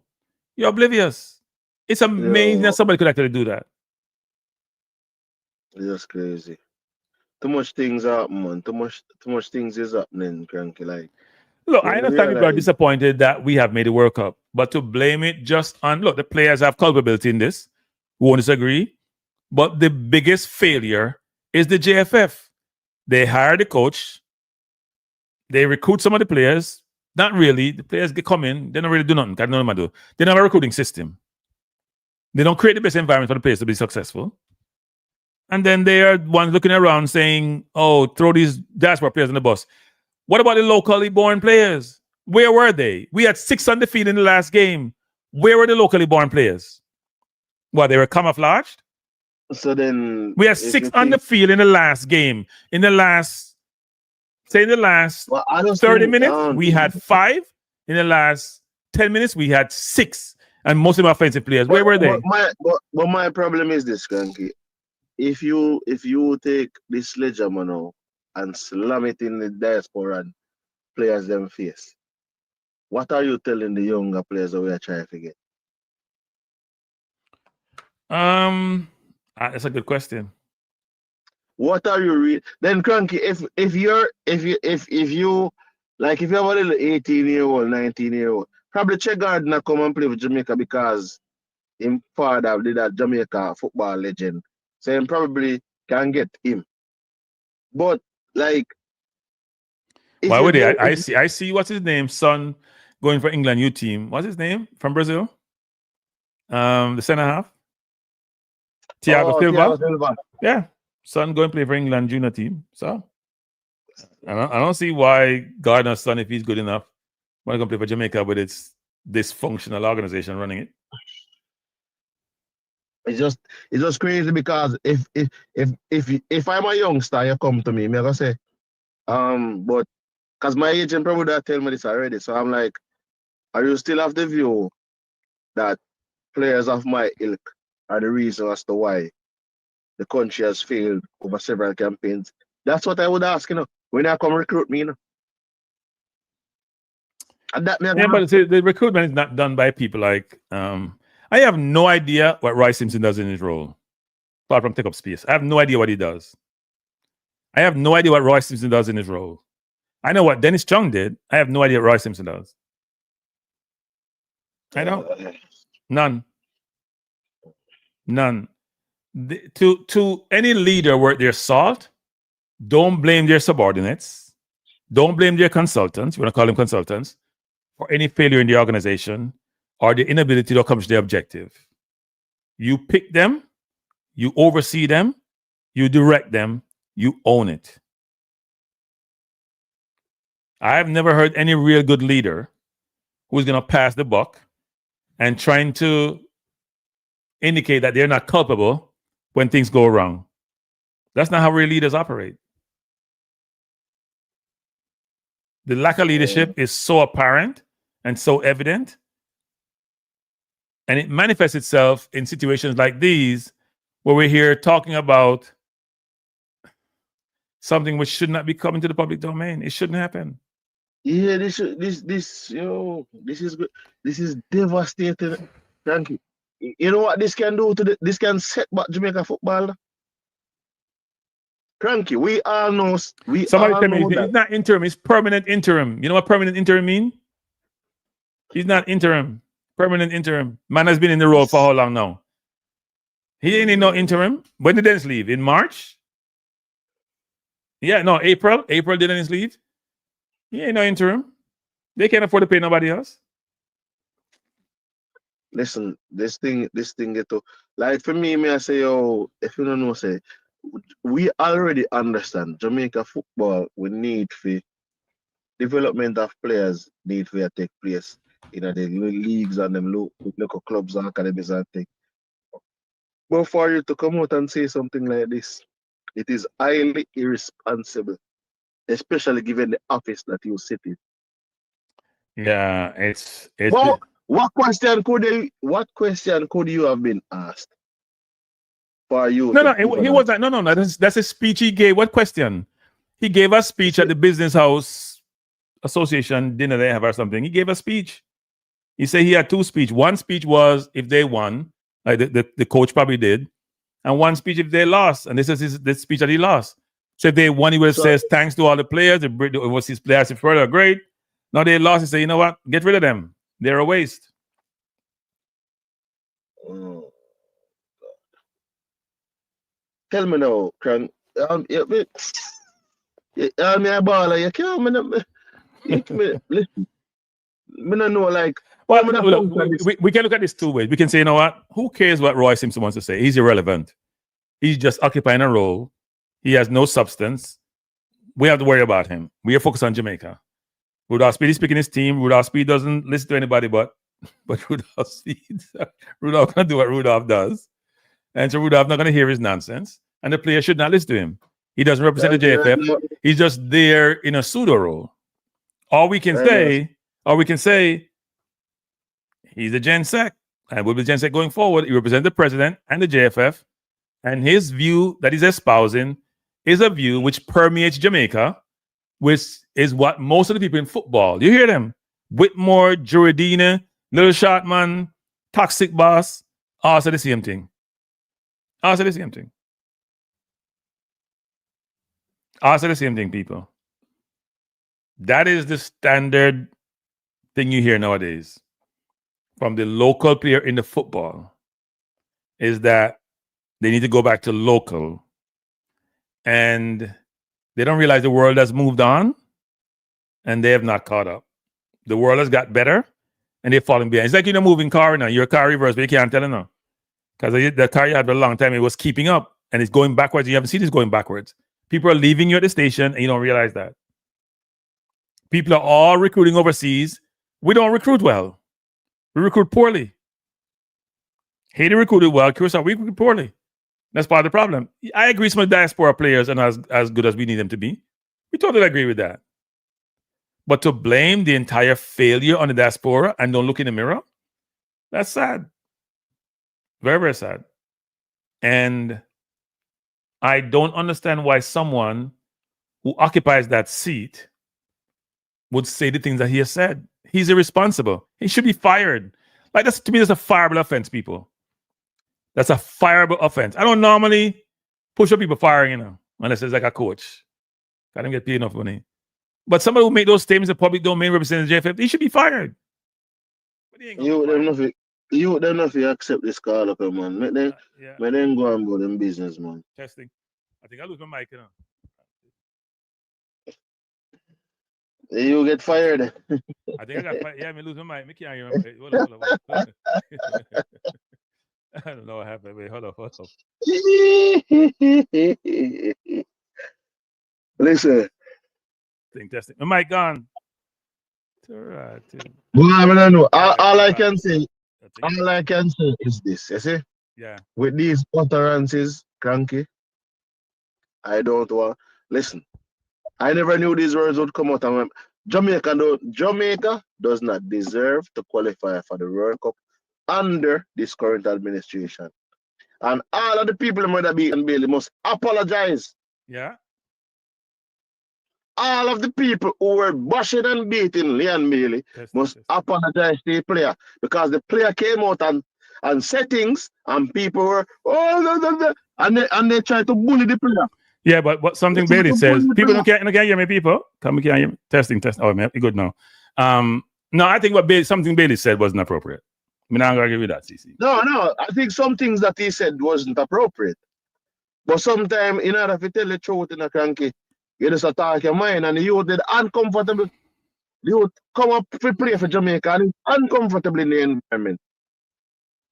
So he's gonna say things that now sound too Polish or too kosher, but in what he said, the main point, if we fail to qualify, is not necessarily the players alone. Well, no, we all agree with that. We all agree that the JFF is, to me, the JFF is primary culpable. Cranky, someone look for something the other day. And in the 2021 campaign, compared to now, I think about 5 players left in a Jamaica team. So part of the problem to this squad continuity over cycles. Yeah. So if you're firing all these coaches, when do we get to build a squad to try and qualify for? All right, say we trying to qualify for 2022.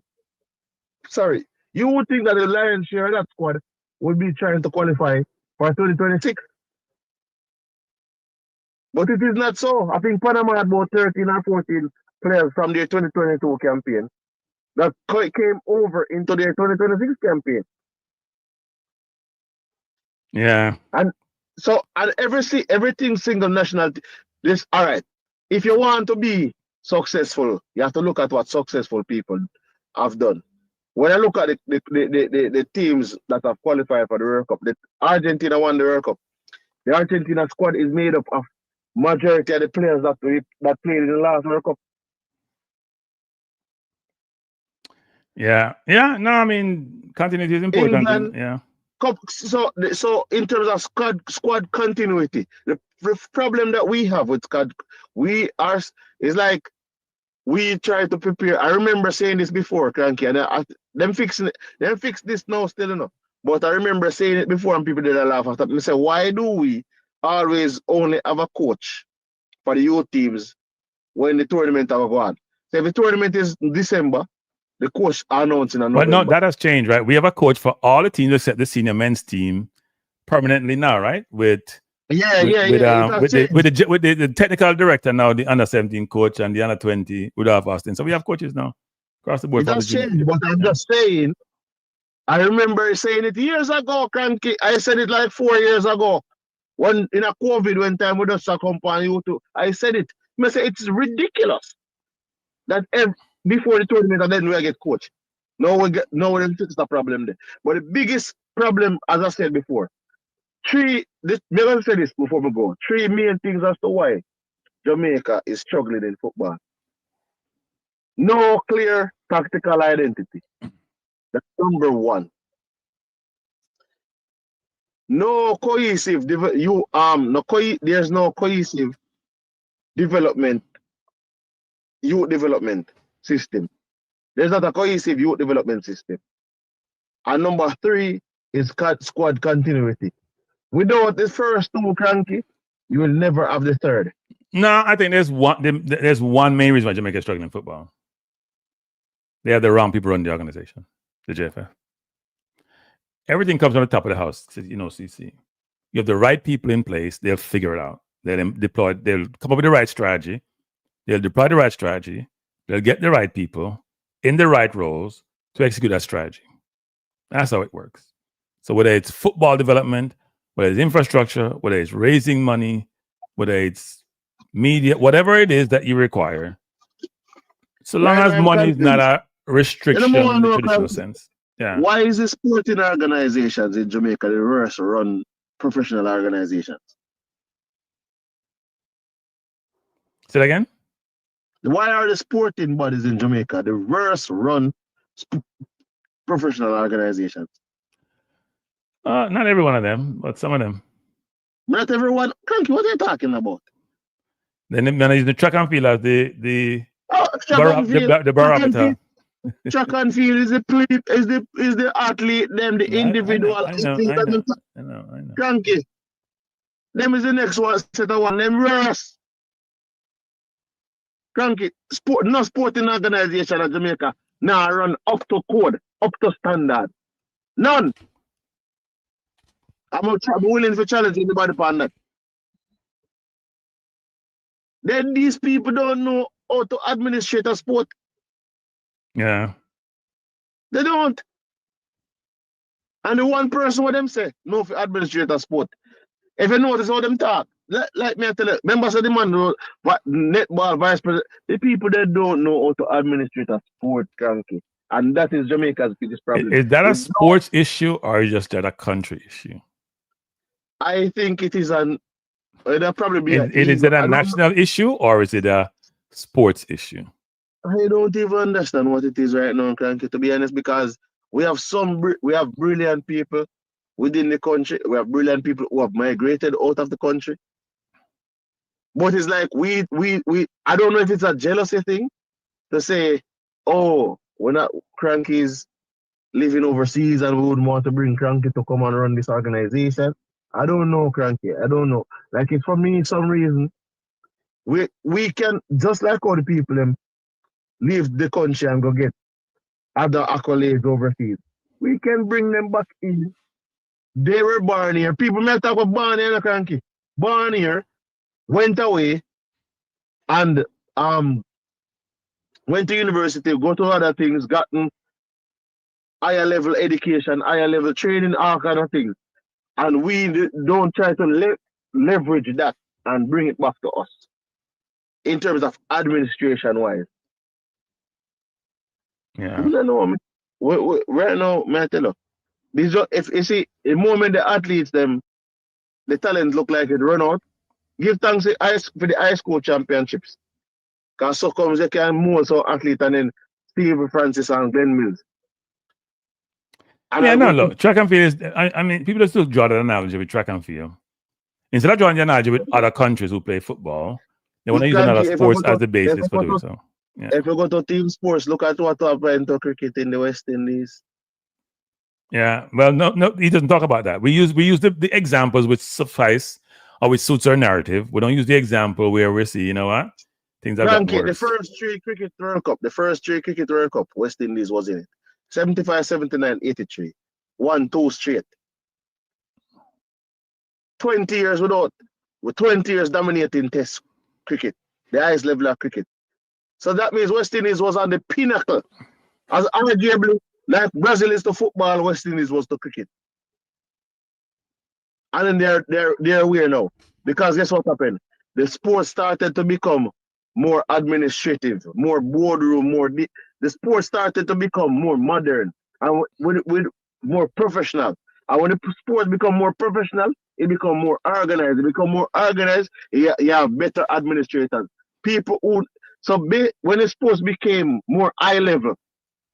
Yeah, it wasn't about just pure talent anymore, right? The innate talent to hit a ball and run and bowl fast, right? It became much more technical in terms of how you operate in the sports, right? Look, that's why India does so well. More money came to the sport, more organizations just came to the sport, more coaching came an imperative, and and also competition in terms of competing came a factor. Right?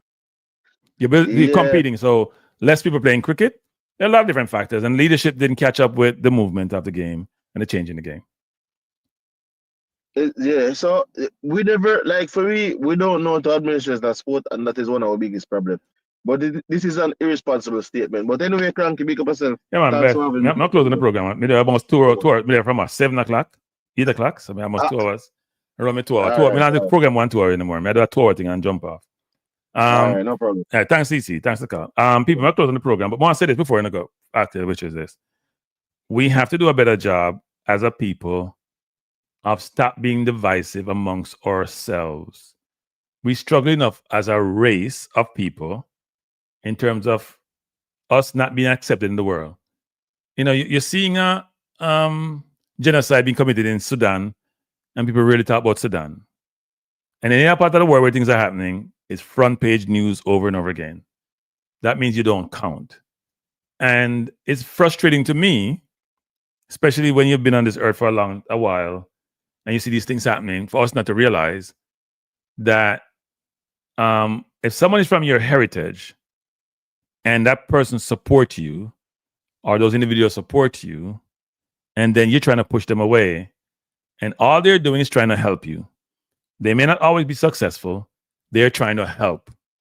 They're trying to be a positive, not a negative. And you really can't do anything for those people. They can do for you. You really can't do anything for them. And a lot of times they have to make sacrifices to help you, but you don't appreciate it. At some point, they're going to say, you know what? It's not worth the effort. I should not be doing this.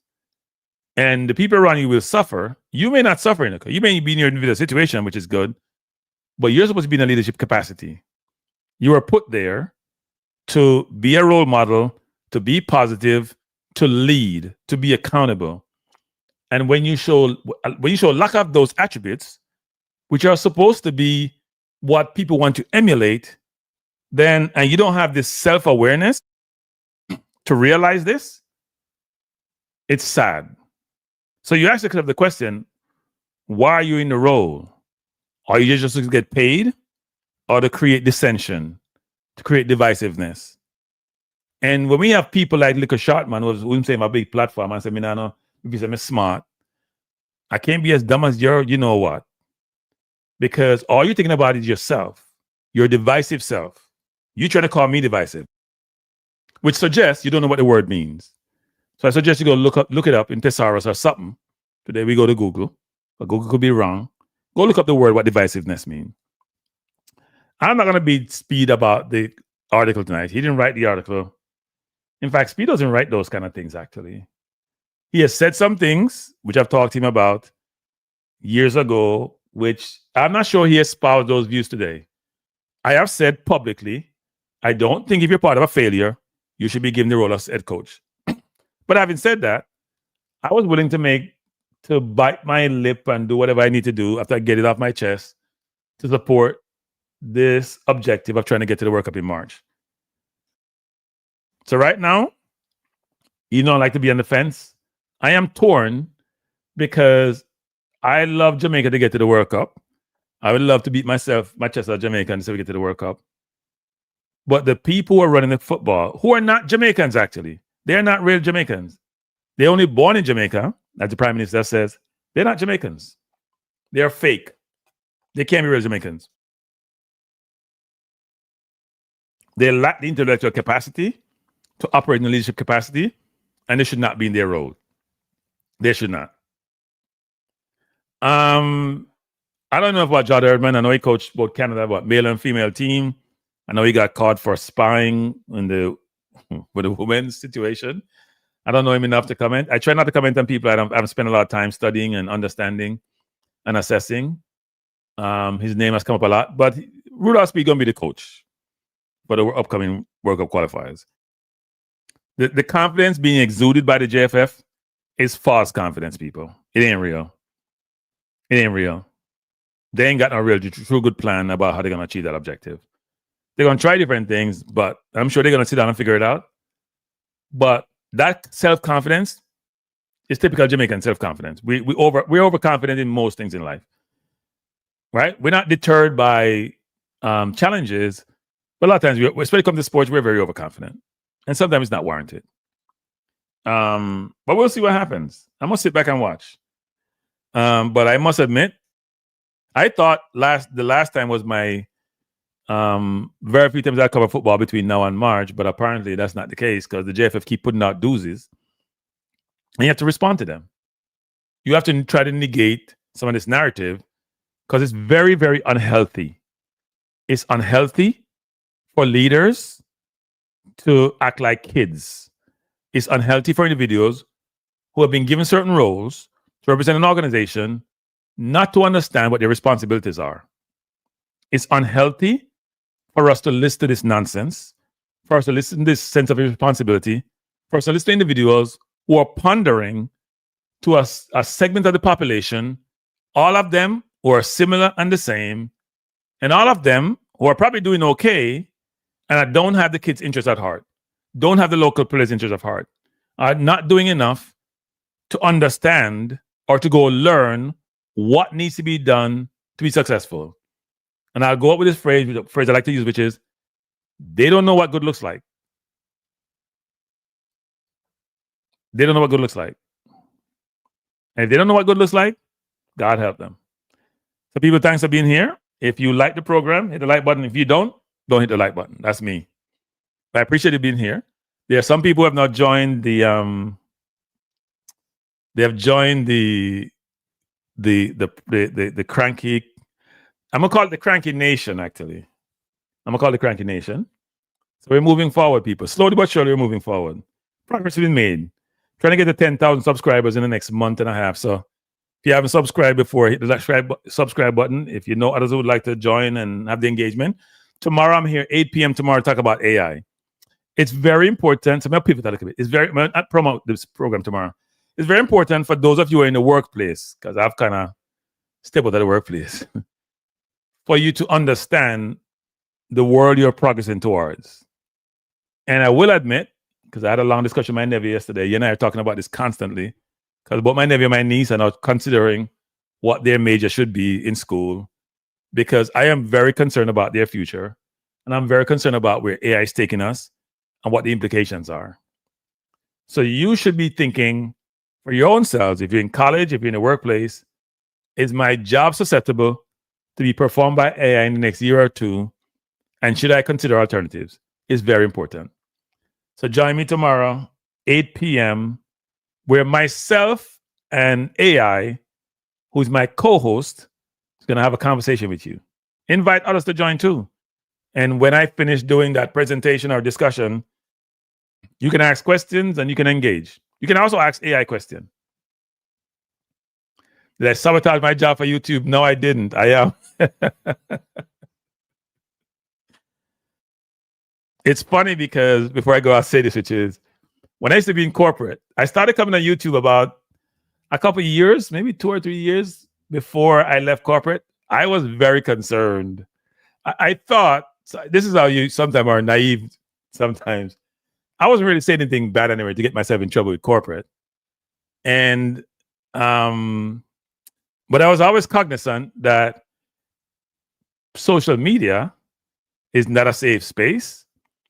And even though I used to get excited sometimes and emotive in these platforms, I always wondered as an executive, if somebody see me in this space, man, that'd be an interesting conversation to have with the person who ran my area that I worked in, or the business that I covered. And I had some couple colleagues who saw me more recently, who subscribed to my channel. I don't think they watch me though. And they would say to me, "Oh, that's who you are." Actually, I could be excited in public, I could get excited in the corporate environment sometimes. A more measured excitement. You can't go off, but you can have some biting comments that resonate with people. Which AI is chat? It's chat. It's not Gemini. It's not Perplexity. It's not Claude. It's not DeepSeek. Chat GBT, which I'm still using, but I made the change to Gemini 3 because I've been using Gemini 3. I actually subscribe to Gemini 3, and it's very effective. Does images much better than chat, to be honest. Chat sometimes gets confused. Chat is not the most accurate. I think the most accurate I've used is Perplexity, to be honest. So you have to use AI to check AI. Even do your own personal research, but use AI to check AI. But Chat and I are going to have a conversation with you tomorrow, 8 p.m. No matter where you're in the world. If you're in the UK, record the program and watch it afterwards. Chat and I will walk through AI, where it is, where it's going, and the implications for human beings. And it should be a good conversation. So don't forget to join people. Thanks for being here. Have a good night. And I see you when I see you. Peace out.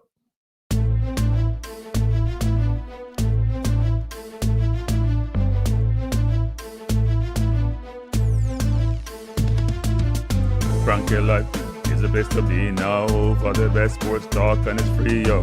Cranky Life will be your guiding light by keeping you informed both day and night. Cranky Life, till then. Cranky Life, heed them.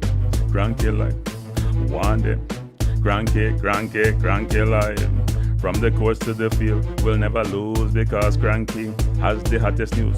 With expert analysis, we break it down. Our in-depth coverage is best in town. Cranky Life, kill them. Cranky Life, heed them. Cranky Life, want them. Cranky Life.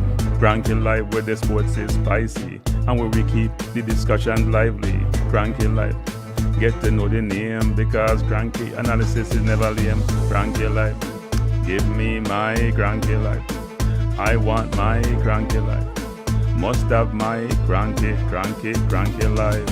Whether it's football or track and field, you know Cranky is at the wheel. So join the journey through victory and defeat, and subscribe and don't miss a beat of Cranky Life. Kill them, Cranky Life. Heed them, Cranky Life. Want them, Cranky Life. If you're from England or USA, from Kingston or Bombay, from Kenya or Canada, Lagos or Havana, visit Cranky Life. Tune into Cranky Life. Like up Cranky Life. Subscribe to Cranky Life. Cranky Life coming to you on weekdays. Cranky Life sometimes on Sundays. Pull up a chair and take a seat because Cranky will always bring the heat. Cranky Life, Me say fi tell them cranky life. Me say fi eat them cranky life. On them cranky life. Cranky life will be around. Cranky life is the best in town. Me say fi eat them. Me say fi want them. Me say fi eat them. Want them, eat them, want them. Cranky life. Cranky life. Eat them, want them, eat them, want them. Cranky life. Cranky life. Eat them, want them, eat them, want them, eat them, want them. Cranky life. Cranky life. Cranky. Eat them, want them, eat them, want them. Eat, want, eat them.